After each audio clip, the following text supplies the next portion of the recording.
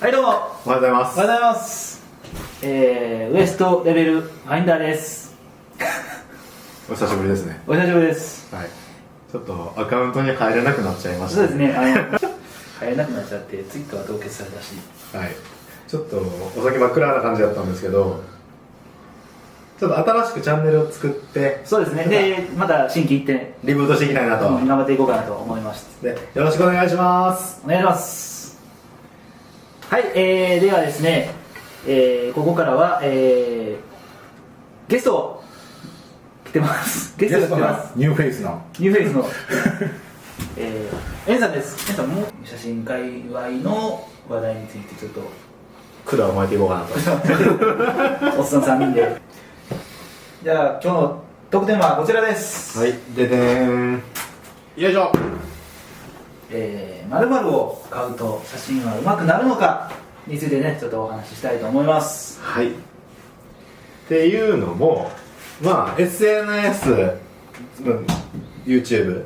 あの辺のネットメディアを中心に、はい。こうフラッグシップ機、フルサイズを買うと写真が上手くなる、買い替えて写真が変わりましたみたいな言説がまあいくつかというか多々見受けられるわけなんですけど、はい、ほんまかいなとぶっちゃけどうっすか。焚き火屋作業してた時も言うたけど、フルサイズじゃないからそうでしょ、そうでしょ。フルサイズも一応使ってはいるよね。使ったことはあるし、ん今あんまり使ってないけど、あとでも分かりやすくない？フルサイズと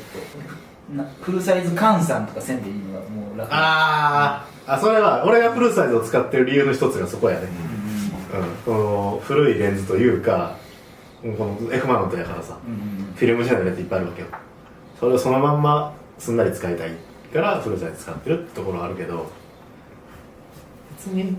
ぶっちゃけその仕事で使う、趣味で使うのもそうやけど、足りてますよ、全然フルサイズじゃないと撮れないものってぶっちゃけないですよね。でしょうね、はい、私もそう思います。写り自体がそんな極端に変わるのかどうかそうっていうところがすごく大事で、だからネットでやっぱり見受けられるのはもう写りそのものが違うっていうような意見が多いんで、ありますね。そこがちょっと気になるポイントかなと。でこれちょっと分解していきたいなと思うんですけど、違うって感じる人がいるっていうのがまず事実だと思うんですよ。だから実際そうやって発言してる人がいる。でそれがほんまか嘘かで言うと多分違いはあると思うんですよね。でもその違いって多分ね、センサーの世代が違うとか、この画像処理エンジンが違うとか、そもそもその APS 用のあるいはそのもっと小さいフォーマット用のレンズとフルサイズのレンズが違うとか、フルサイズであるからその出てくるアウトプットが違うっていうことではないんじゃないかと思うんですよね。だからその辺こう皆さん何か誤解をされてるのではないかなと思うところが、特に色ね、色にフルサイズを買い替えてすごく色に深みが出ましたとても官能的なコメントでありますよね。奥行き感が違うっていうのはまあ単純に被写界深度の話やから、色に関しては果たして違うのかね。少なくとも人間の目に見える色というか、この背面液晶なりパソコンなりスマホなりそういうディスプレイが表示してくれる色には限界があるはずなんで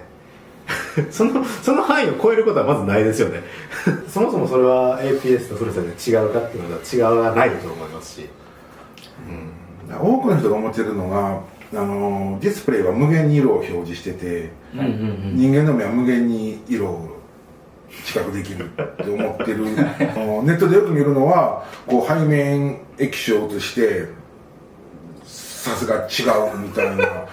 背面液晶の写真を撮ってるんです背面液晶を撮ってなおそれをツイッターに上げて、なおそれを携帯のディスプレイに表示させて、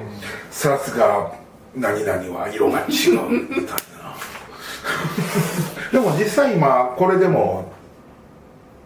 D780 で背面液晶って何万画素ぐらい分からへん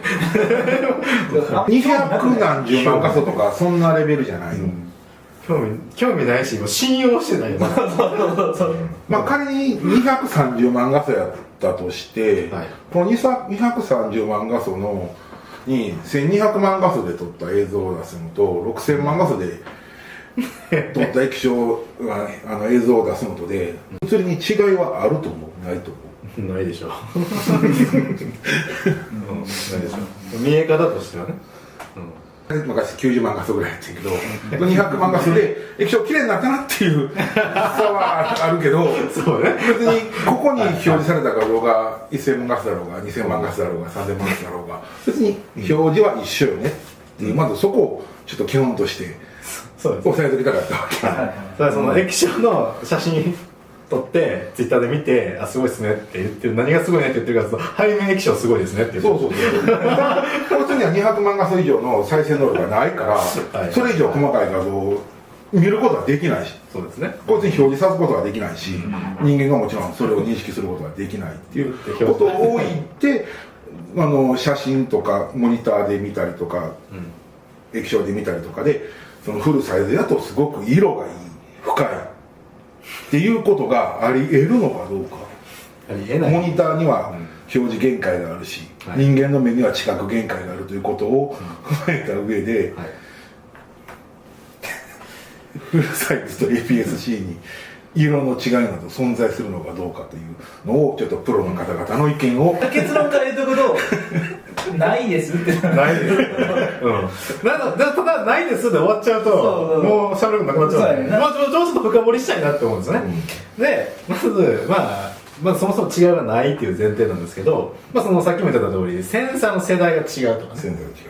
あるいはこのセッティングが違うとかいうことがまずありえそう、っていうのが一つで、もう一つが、同じような話ですけど、ローで持ち上げた時にどんだけの情報量を持ってるかっていうのはちょっともうほんまに我々目では見れないので、ちょっともライトルームなり現像ソフトでこうすごい極端な振り幅の設定にして、ここがトーンジャンプしてますねとか、ヒストグラムを見てからここがこうなってますねみたいな検証をしないことには正直人間には知覚できないレベルの話だと思うんですよ。先生質問、はい、ダイナミックレンジは違うと思う？ダイナミックレンジ違うって言われてる。広いと思う？広いって言われてない？言われてるんやけど、体感そんなことは感じない。そんなことないよ。そんなことないよ。飛ぶときは飛びますし、潰れるときは潰れますし、こんなに持ち上がるのって時もありますし。だからそれはフルサイズかどうかっていうわけじゃなくて、結局その1個のその素子の大きさに依存するわけであってっていうことじゃないのかなと思ってるんですけど、あとね、もう一点ね、多分こっちのパターンが多い気がしてるんですけど、持ち上げるとノイジーになるじゃないですか、基本的には、ただフルサイズのサイズで見るとノイズが目立たないという対ノイズ性能、そうです、SN 比の問題ですよね、結局。画像がちっちゃいからノイズが目立つ、画像が大きいからノイズが目立たない、みたいなレベルの話なんじゃないかなと個人的には思いますね。高画素になると、ノイズもちっちゃくなってノイズが目立たへんっていう話もあるんやけど、α7、α4、6000万画素、めっちゃノイズ出るで言っとくで、3200使いたくないで、高画素やからノイズが少ないとか高密度やから見えへんっていうのも少しちょっと個人的には違う気がしている。だからやっぱりその辺 APS であるフルサイズであるっていうことはあんま関係がないんだと思いますよ、ないと思う、結論的に。だから APS-C の写真はフルサイズ的にクロップなのかどうかっていうところが気になる、センサーが全く同じものが存在してない以上、そこは何とも言えないですけど、まあ一緒ですよ、クロップしたのと一緒でしょ。もう一つさっき違うよねって言ってるのがレンズですよね。これはその APS-C 用のレンズとフルサイズのレンズっていうのが世の中にはあって、もちろんマイクロフォーサーズ用のレンズとかもあるじゃないですか。で、F マウントやったらね、このフルサイズのレンズそのまま APS-C をガチャンってつけられるわけで、逆もまだしかりないけども、でこのレンズにかけてるこのメーカーの熱量は全然違うと思うんですよ。量産も違うし、の規模も違えば販売予定の価格も違うし、という意味で俺がフルサイズ使ってる理由、さっきも言った通りフルサイズのレンズが使いたいから、そのまま使いたいからフルサイズ機を使ってる。そうやね、俺も富士使ってる理由は分かりやすくその APS 用のレンズしか出してないからっていうのを選ぶ手間がね、いらんというか。そうだね、だからその、乗り換えた時にさっき言った通りこう F マウント同士共通だから、フルサイズ用のボディに APS のレンズをつけたら当然足りないわけよ、F マウントやったら APS からフルサイズ乗り換えた時にレンズも一緒に交換しなきゃいけないはず、そのレンズ性能の違いで出てくるものが違う、っていうのはこれ見て分かる話だと思う。俺はやっぱそっちの方がはるかに影響大きいと思いますね、そんなこんなでこう違うっていう人が一定数いるんじゃないかなって、違うって感じてるところは多分間違いではないと思うんですよ。そこまで説明してくれたら親切にフルサイズここがいいっていう、そこまで説明してくれたらなるほどってなるけど、なのでこのね、世の中にねあんまりこういう話してる人たちいないんだよね。ちょっとこういう重箱の隅をつつくような深掘り話をしていきたいなと言うてもフルサイズにしたらめっちゃボケるしっていう意見は来るよ。そうですね。全然なんかもう、そうですねって言うしかなくない。厳密に言うとボケるんじゃなくてフルサイズの方が画角が広いだけの話だから、そうですね。厳密に言うと被写深度が浅いっていうのはちょっとレンズ側の問題で誤解というか語弊があるというか、その 50mmF1.4 で撮った写真の被写界深度を APS-C で撮ろうが、フルサイズで撮ろうが、何で撮ろうが、被写界深度は一緒です。これ結構その分かってないところがあって、そうですね、そのレンズが明るくなるわけではないし有効後継比が変わるわけではないので、なんかその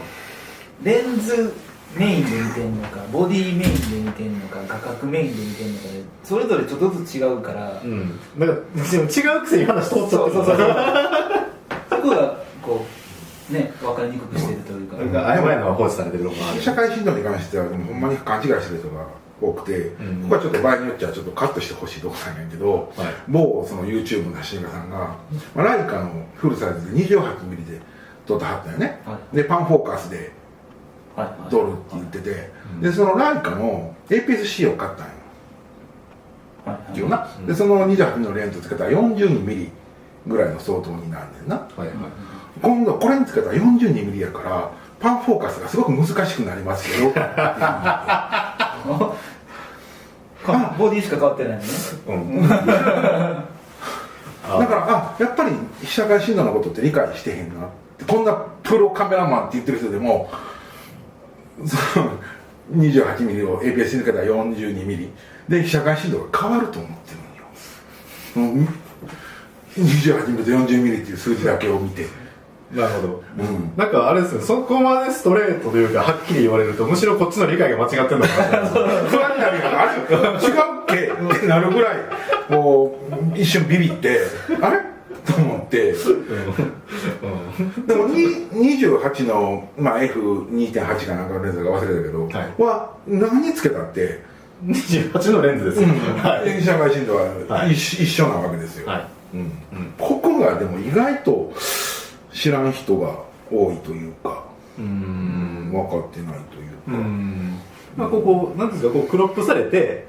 結果的にこう画像をこう広げて見るじゃない、ズームしてみるみたいな感じになるじゃないですか、ズームアップしてみる感じになるじゃないですか。その時に、こうピントずれが目立ちやすくなるみたいなのがあるかもしれないですけど、100歩譲ってそうですね。だから結局フルサイズっていうのは広く撮れちゃうから、ちょっと望遠のレンズをつけないと、逆の見方をするとさ、そうです望遠のレンズをつけないと大きく撮れないから、APS-C よりだから当然望遠レンズの方がボケるからボケますよだけの話なんで、そのフルサイズやからボケますっていうのはちょっと表現としては荒いかなと思ってしまう、なんか語弊を含んでると思います、だからそこは使ってるのもなぜそういうことになるのかっていうのを理解してもらえれば APS-C でだって、マイクロフォーザーズだってボカせると思うし、そのボケっていうのがどういう理屈で発生してどんだけボケるのかっっていうのが分かってれば、もうおじさんがこう若い子に言っちゃう話になっちゃうけど、いや、なんとかならない。なんとかなりますよね、ほんまに。そんな絶対的にこれじゃないとあかんっていうほどかいっていうのが全員それが必要。いや適材適所ってものがあると思いますよ。なんだもうフルサイズじゃないとダメっていう論調で喋る人が多いの。多いですね。ダメなんよ、はい、フルサイズにあらずんば、カメラにあらずみたいな別にええと思う、機械としては上位スペックやから、いいと思うし、それ自体は間違ってないんだけれど、そこまで差はないぞとやっぱり用途道具なんでね、用途があるんで、そうですそうです、そのあった使い方っていうのはあるんですよ、ただこのフルサイズ、いわゆるフルサイズって言われてるこのフォーマットが一番こう開発されてて、一番マーケットとして大きくって、レンズも選択肢がいっぱいあって、まあオールマイティに使えますよと、そこそこクロップもできるし、で広角から望遠まで一通りレンズも揃ってるし、そういう意味でフルサイズっていう選択肢はある意味合理性はあるんですけど、に過ぎないと言ってもいいです、一番普及してるから、っていうだけのレベルだと思うんですよね。APS-C というのもマイクロフォーサーズ、でもやっぱりこの道具としてはやっぱりこの小ささはすごく、素晴らしいですよこれ、意味があると思うし、それはボケませんよ、2段ほどボケません、面積も4分の1しかありません、でボケないってことはそんだけそのピントがアバウトでもいいってことでしょ、だってフルサイズとかね、それこそ中盤とかやったらこの集合写真撮るときに、うわこんなに絞らなあかんのかみたいな2段も被写界深度が稼げるんです、で道具ってやっぱそういう観点で見るべきであってさ、何々がすごかったら全てにおいてすごいっていう道具ってやっぱ珍しくって、でも我々がその割とこうエンジニア側の立場に立ってるというかさ、大体の人は違うやん、なんか数字だけ見て、そうやね、カタログ見て、スペック見たらね、フルサイズがになっちゃうけど、ネットの情報っていうのはもちろん玉石混合でいい情報もある悪い情報もあるから、フルサイズじゃなければダメっていうのは方向性としては間違ってないけど、やっぱ極論ではあると思う。フルサイズを買うと写真が上手くなりますか？でも変えるなら上手くなると思うんだよ。その変えるならやな、買うなら買ったら、そのお金出したら使わないともったいないんか。いい道具を買えば上手くなるチャンスは増えると、内的には。その使わなっていう機会も、気持ちも高くなるし、テンションも上がるしっていうメンタリティーの問題ですね。当然撮れる範囲も広くなるし、いいレンズも手に入るし、上手くなるチャンスは格段に増えると思うっていうのがイメージかな。その勝った次の日に写真がめっちゃ上手くなりました、コンテスト優勝しましたみたいなことには絶対なれへんけど、それはどんなカメラ買っても一緒やんか。一緒でしょうねでしょうね。でもなんかそのメンタルの部分でフルサイズ、そういうことはあり得るだろうって話ですね。いやでもハードウェア的にももちろん上位やからさ、そうですね、より多くのものを取れるのも事実やから、チャンスは格段に増えると思う。だから例えばの話で4000分の1までしか切れないカメラと8000分の1が撮れるカメラと、も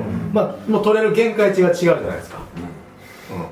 ていうことはあり得ると思うんですけど、それってうまいとか下手とかいう話じゃなくないとは思うんですよ。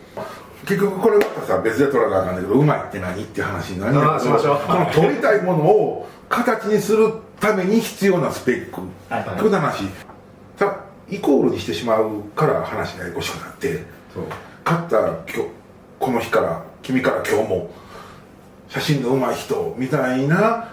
ノリでイコールにしてるのは我々だけかもしれないですよ。我々はイコールって言ってるやんけって言ってるだけかもしれない。言ってないやったらもういい。言ってないやったらもういいけどちょっと一言言わして、いいカメラ買ったからといって別に写真が上手くならないってことはちゃんと分かってよなって。結局のところ、フルサイズだろうが APS-C だろうが、変わらないよねっていう話で、とりあえず画角は違います。画角が違う。画角が違います。いろいろ違いはあるけど、まあだからといってうまくもなるわけではないので、ちょっとそのなんだフルサイズに対して幻想を抱くのはちょっともうちょっと冷静になりなとは思う。冷静になったその無理して変わんでもいいと思う。そう、もちろんね、ちゃんと考えようなっていうことですね。そうそんなねお金出してねいい写真が撮れるようになるなんてね、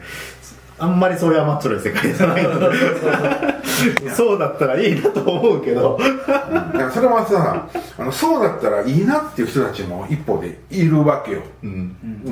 お金さえ出したらもうクリアできるっていう状況を望む人もいるし、片やそうやったらつまらんやんけっていう層もいるから、はい、ここは永遠に平行線だよ。はい、そうですね。そんな簡単にクリアできるんやったら遊びとしてはクソつまらん話やしでしょうね、っていうところと、いやいやもう努力もしたくないし何もしたくない、表現悪いけど、もうお金出したらクリアできるっていうのが楽しみっていう人もいるから、そこは俺らが話すのはもうその金がいやもうええねん、お金出したらもううまく取れることにしたいねんという人たちはもうそっとしていただければいい話であって、よかったらいいねとか教えていただけいいねよろお願いしますって言うけどさ、違うと思ったらそれバッドボタンも押してほしい、意見が違う。その手をねケンケンガクガクとした話ねしていきたいですよ。みんな喋らないのでいやもう意見なんて違ったら手前やから、見た人が全員いいねなんて思うわけないから、コメントとかも欲しいですね。違う意見があってしかるべきやし、それなんけど炎上商法じゃないけどなんかな、別にボタン押さんでも